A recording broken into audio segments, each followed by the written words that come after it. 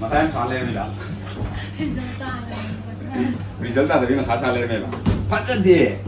Happy Valentine's.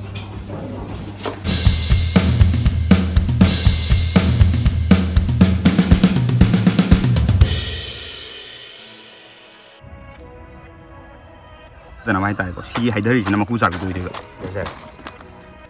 may na oina thamage. Aduga hapat. Ito na magyay fari. Hagatchiri. Wang Siba, actually now, mayam dito din na sign naming tonjaba YouTube channel asida mayam utran okchari mayam ngasidi ay goji khangna jariba ningol asida ngasi 14 February Valentine's Day na lakda ay di yafer ko korong mina sida haitare ko ngonda Nungshi Khudol haitare Khudol ama tamjage dana tokjabane adugi sem sabagi haitare alo sem sabase kamai tawga sem sai aduga ayi wakhalon da haitare ko piba moina as a farmer as an artist moina haitare ko as a drummer from Innocence ki wakhalon da haitare yum da pan ba aina thajagi ba ai organic oi ba chana ba haitare ko aina thajagi ba pambi sing do adu da ki tasal laga dol tamba chachiruge adu gi mayam mami do mineng tamina se punama ya fresh ne namme agachai handa cd cauliflower and tops adu li su li ra ba tawis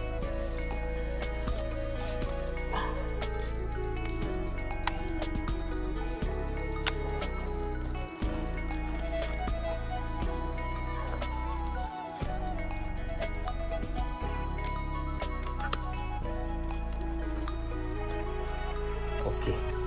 humgi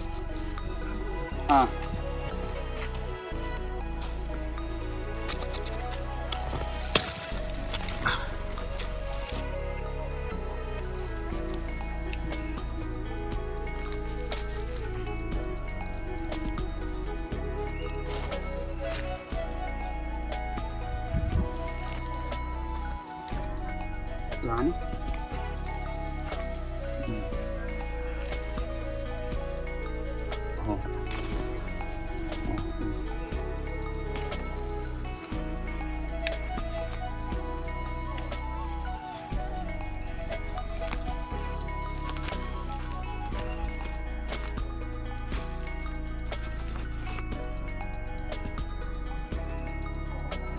avoided but makan suna tahu sih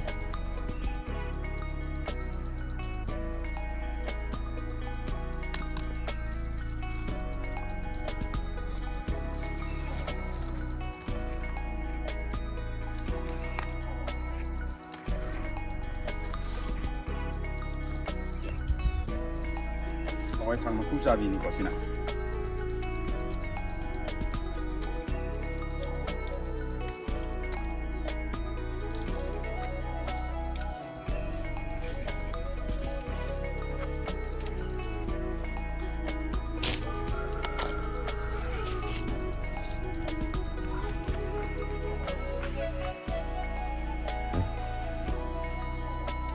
Adi sina sina ko yung makan movie do ini ko tang haji ko di Engkhol ko do ang thing gi yamna khajaba marudi oidri like yoksang gum madri yam phadagani haji maru ka ka ka lawraga haji makan movie di maru oina tawraka doini na hai thare aduga maku chabi gi dum nauri ngai do itar maru palakada oitar su dum yai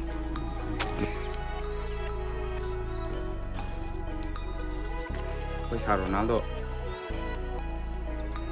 Branding Khara harakani ngarang break phagre sinau hujik makan movie da smile lere anate makan movie da smile lere hujik amani kita ngai re adugi akoi bagi amutang hek bagi mapung phana wi da muk tai tare tausira ge me makha ta na mineng ta minase punama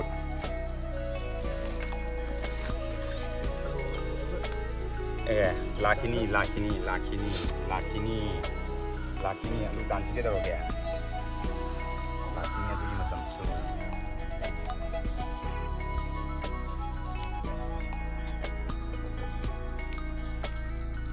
Bismillah now me haidi makata ko ina haitare ko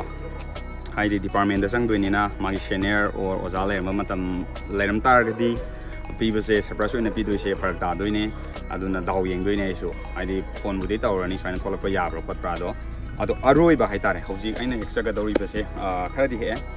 ado loinadi suba ngamdre alu wali tilau wali chanam wali khamen asinba wali kobi full kadre ado aroiba sidi yam special oiba aduga khoi nupa la kai gi naw nupa aduga marum pang singna chanam su khaga thammi ado sidi yam tin special oiba oiga doine ado mayam unkatta hojik pambi ani kakani ado kamain taw ki yeng se sinau mayam lakpiro ya yes this is it ai lo pe ya doi ku sinau mayam si je abidi ye tu je lo pe ya doi ni hai tar aduna si sina hai tar ai di yung yang laman na char ga su ai di bi hangam lo ra ka dore aduna pere chapa champut chapa or thonga li do man mai wani pek pek tek ni yam nong ko hi ba adu ka miners something agare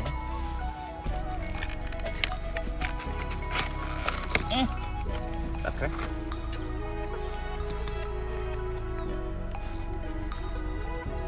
si oina hai tare mai no hai tare ko sim lai sare ari palem ta apiun adu aroi bisga ani de solas ma ton tam ga do adu ga simaga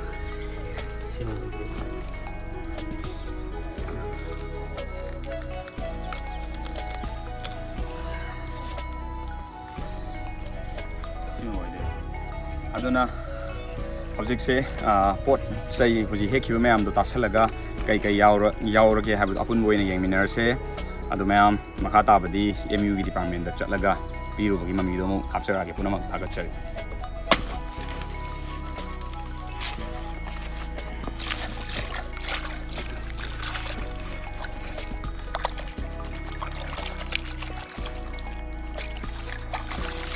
hazare kengamde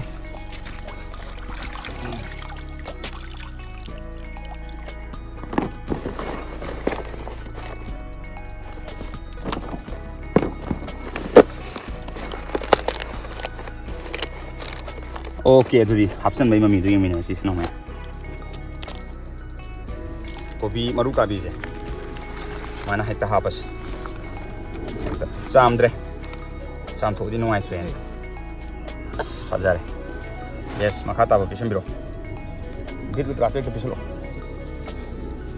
yes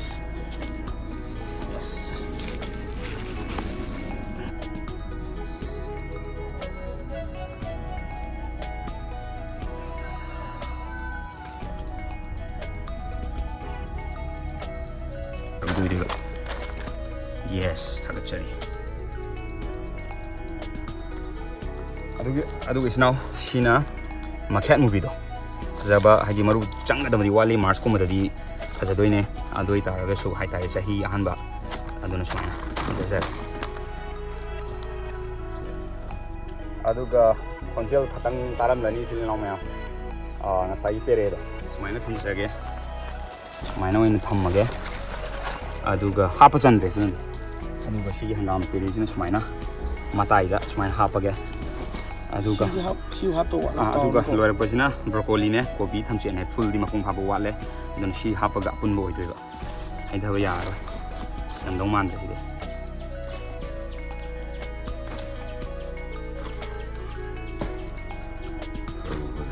si hoy de is naw aduna ngamjeba khudol hai tare yumda ini sada thajaba hai tare sana thajaba pabaga hai tare family oina thajabane ado adi nungshi khudol oina hai tare ko adi khangnari ba loinari ba hoja ai khangnari ba nupi sigi family na sudum chaba yana ba hai tare aduna mayam loisala koisdi aigi channel singna channel da apoi facebook ki kambu su YouTube dai long form video thakachaba horobane aduna nungshi biduna channel support oboina aduga channel je aigi apun channel now na collab tawraga hai tare ko camera namli ba adugi ko sound engineer mayam yauri hai tare aduna hena mapung pha ngamna mayam gi thawol toba ngamna ba content nuai ba puduna laksage aduna mayam na subscribe to sanbiramo adu shi haraga mayam de kana me thanglau sage mayam je ai je yunam na machine ba kai ding gari yunam no sine ba gari je yu yaw da ai da yu je awai marakta bottle amani yan lo khot yaw me yaina maning da sit ke ga da tham ba do thau da lema ko kola ba leina aw da mana yunam na machine nam de sine ba adu yu je akoi thi re ba gari manu da kai de lik wei no na adu ai no ram doi ne ba Masai mamang isida wiper gi ising yaude khote sigi ising kamnaba yaude khote daukan sida yudo yala mani ba aduna haidi swaina kapaga daukan ne ba to sida ne ba ising na ba to chwai tau dra ba ising nati adu deni sing ka to as segari manam je aure as bere ta ji dumsin ta tang aure ne as berane mi segari berane ba berane ba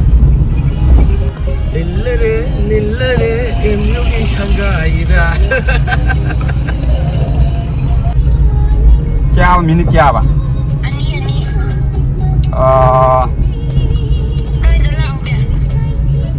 sa thakom do shwe ye gasidi nuksi na thalle to emyu je hoi hoi yare yare okay ka yemi de ro so de ne se ro si hin ba da ba zai ne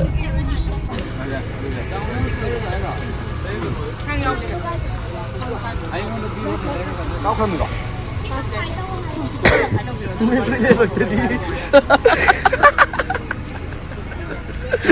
Rồi ta đi xin ông em ai đi Roshima hấp ta cái đi Valentine Day gi oi ba angang ba machu sina ai đi ta ase nuk siwa je do si hapa nga sai gi si hapa photo ji opsa des semana kuno mag yai fere thang chiri ni ko bi không biết gì cũng tận hai thì sang cảm ơn pin này thì chân để xong si rồi be ali he